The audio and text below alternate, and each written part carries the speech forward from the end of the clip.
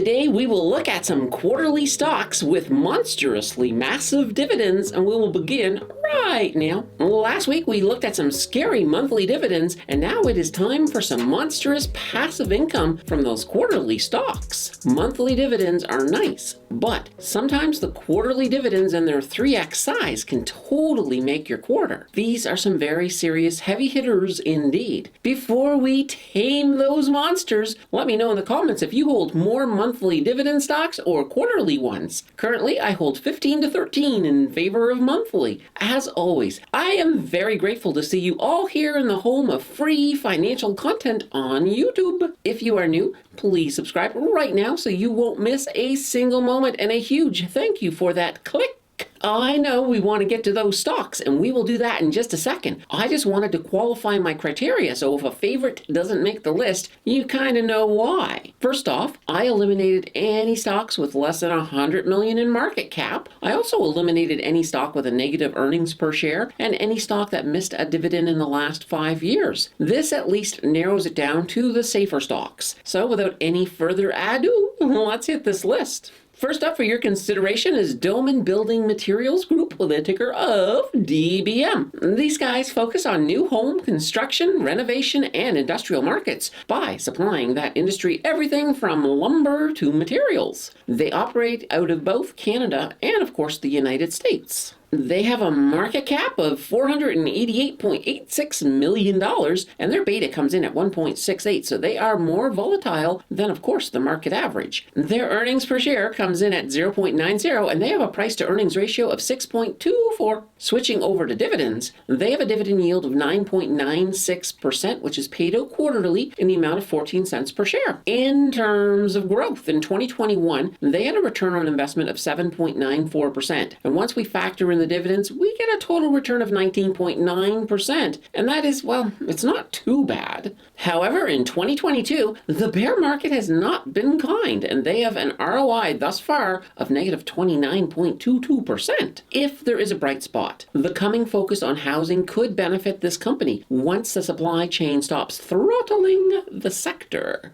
Moving on, we have Fiera Capital Corporation with a ticker of FSZ. They are a Canadian asset management company that offers various investment solutions to their clients. Their clients range from institutional investors and private wealth clients to retail investors. Their services are mostly offered in Canada, the US, and Europe. They have a market cap of $713.26 million, and their beta comes in at 1.49, so a little more volatile than the market average. Their earnings per share comes in at 0.50, and they have a price to earnings ratio of 17.14. Switching over to dividends, they have a dividend yield of 10.035%, which is paid out quarterly in the amount of 21.5 cents per share. Looking at growth in 2021, they had an ROI of negative 1.95%. And once we factored in the dividends, we get a total return of 8.08%. That is just not great. In 2022, they have an ROI thus far of negative 18.69%. For this year,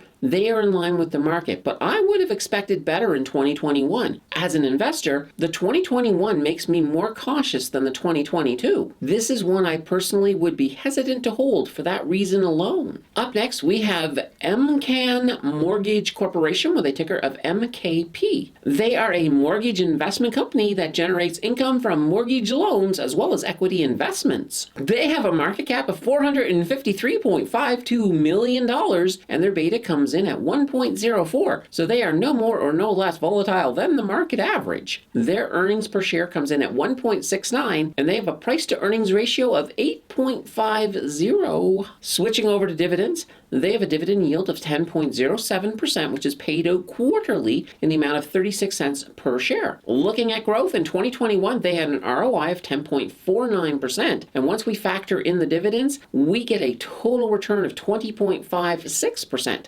However, in 2022, they have an ROI thus far of negative 17.72%. This is really not that bad, as they are in step with the overall market in this current slump. My biggest concern with this company is how future mortgage defaults fueled by rate increases could impact their bottom line. Hopefully, their diversification into asset investment is a big enough safeguard. Up next, we have the CI Energy Giants Covered Call ETF with a ticker of NXF. This ETF invests in the biggest 15 non-Canadian energy companies, and they use covered calls to enhance their dividends. Their biggest holding is Occidental Petroleum Corporation, based out of Houston, Texas. They have a market cap of $292.66 million, and their beta comes in at 0.79. So they are definitely a wee bit less volatile than the market average. They have a management fee of 0.65%. When it comes to their price to earnings ratio, that comes in at 6.70. Switching over to dividends, they have a dividend yield of 10.07%, which is paid out quarterly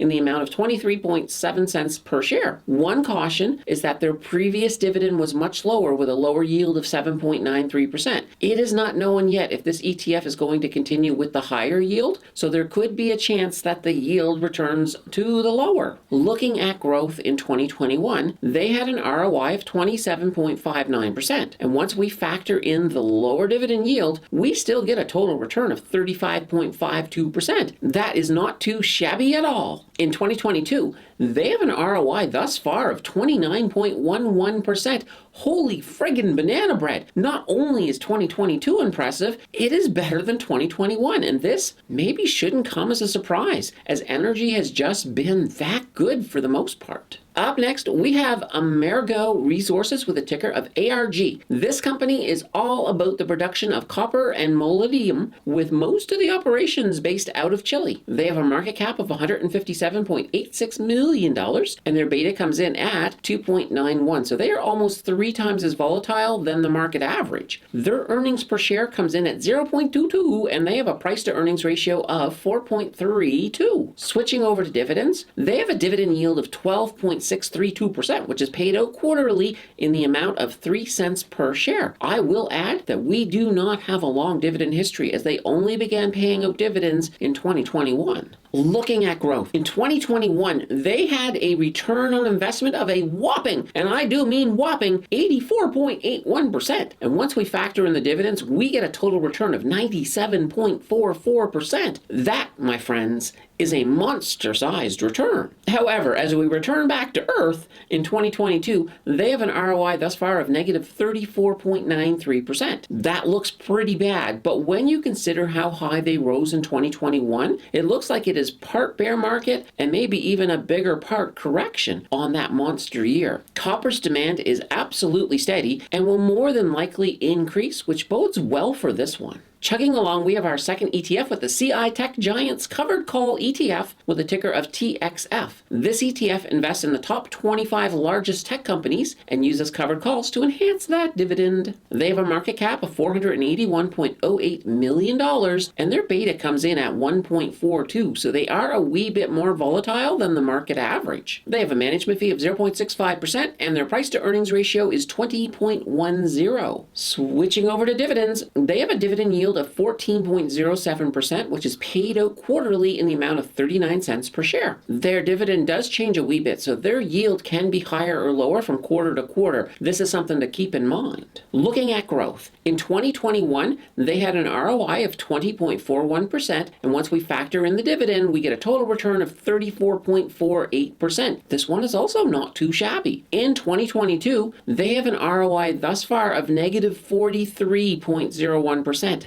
Yikes. Tech was hit hard with this bear market, and this is totally a reflection of that ongoing misery. Coming in at our top spot is a company we have seen before, and it is the Labrador Iron Ore Royalty Corporation with a ticker of LIF. This is a royalty company, and they make their income and their royalties and commissions from their investment in the Iron Ore Company of Canada. They have a market cap of $1.774 billion, and their beta comes in at 1.28, so they are a wee bit more volatile than the market average. Their earnings per share comes in at 5.08, 6.8, and they have a price to earnings ratio of 5.50. Switching over to dividends, they have a dividend yield of 14.43%, which is paid out quarterly in the amount of $1 per share. Their dividend does tend to float quite a bit based on their profits, and in fact, we have seen that yield much higher when the market has been in a better situation. Looking at growth, in 2021, they had a return on investment of 25.63%, and once we factor in the dividends,